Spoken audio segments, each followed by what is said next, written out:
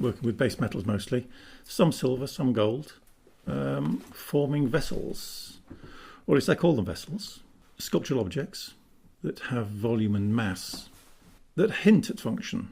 They don't necessarily have a function in their own right. Formed, as ever, always from flat sheet that's then cut and folded, bent, soldered and put together.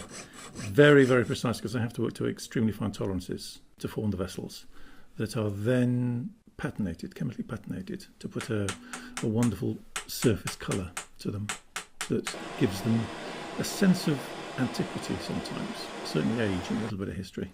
It's something that I've always done, because I trained as a silversmith and jeweller. I've always worked in metal, although I've done a lot of furniture work as well for various clients and lighting, but I've always been drawn back to metal, so that's been the underlying material that I've always used. And the way I work at the moment it's a discipline. It's because of the precision that's needed in it. It's every piece is a challenge, and they're quite complex pieces because a lot of them are double-skinned.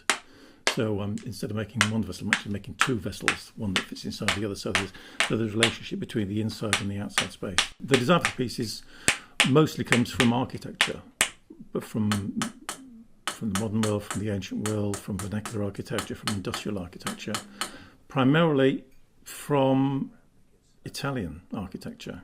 I grew up in Italy, and it's been a major influence on my work and a lot of my thinking. So I always go back to that time and time again. The future now really lies in producing one-off pieces, I think. I've done a lot of work in the past for clients doing bespoke pieces. I've always produced my own work, but never specifically for selling. And it's only now that I'm wanting to actually produce what I think we could call commercial pieces, but keep them as one-off pieces, because each one will be individual because of the nature of the way that I work. It took me a long time to allow them to enjoy the process of actually letting them go, but in the last couple of years I've seemed to have managed that quite nicely, so I'm quite happy to let that continue.